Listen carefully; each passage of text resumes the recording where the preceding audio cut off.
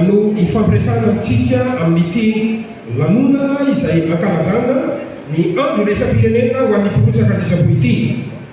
Ny fahatongavantsika maro toy izao ato amin'ity efitrano ny avory ity dia manam-pofo ny lanja omentsika ny mporotsaka an-tsitsaboa eto Madagasikara. Ary rasoa antsika rehetra androany no andro raisam-pirenena ho an'ny mporotsaka an-tsitsaboa, ary anisany mandray anjara betsaka amin'izany isika eto Madagasikara. Ny ministera ny serasera sy ny kolotsaina no ministera piay satria dia manana fitelahavana tsona hoe dia bevaky izahay izay miandraikitra azy io. Aman'alina ireo mporotsaka an-tsitrapo eto Madagasikara na teratany malagasy na vahiny ary tanora avokoa no betsaka ao anatin'izy ireny.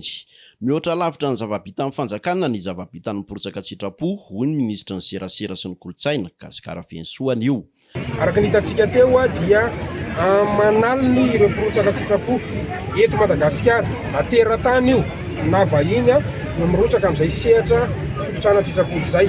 Tena manampy be ny fanjakana izy ireo, indrindra fa amina loza sy ny tadin-doza, ny loza voajanahary, ary isaorantsika ampiara-mobonantoka fa akoatra ny fitalehavana eo anivon'ny ministera dia misy an'ireto karamobonantoka reto koa izay manohy manampy antsika amin'ny fampiofanana azy ireo.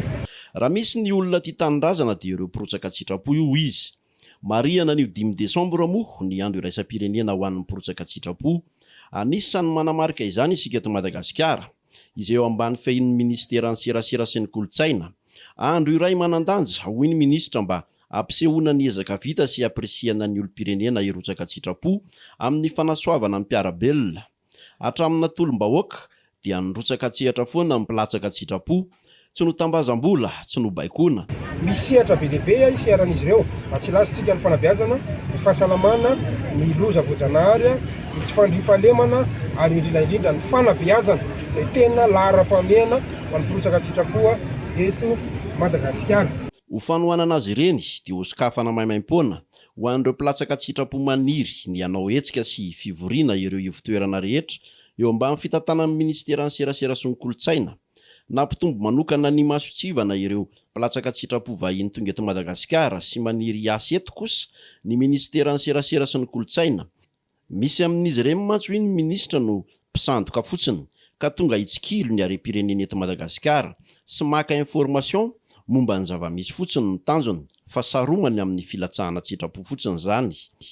Efa nentina teo amin'ny filan-kevitry ny gouvernement zany ary efa neken'ny prime ministre ny talata lasa teo. Manandanja ny fandraisana anjara ny tsirairay, izany hoe tsy ho an'ny volontaire ihany zany fa ho antsika malagasy dia rehefa mahatsiaro tentsika fa mandray andraikitra dia manandanja izany ary mamelanja zany ny fandraisana anjara ny tsirairay. Tanjona hoy ministra ny fanamafisana ny fiandrianam-pirenena sy fiarovana ny harem-pirenena. Notsindrin'ireo mato-ministra moa fa fitaovana lehibe amin'ny fanatanterana ny tanjona lehibe amin'ny fampandrosoana lovain-jafy sy ny politika ankapobeny ny fanjakana ny mporotsaka an-tsitrapo. Izy ireo izay mamaly mivantana ny filan'ny firenena iray amin'ny sehatra samihafa.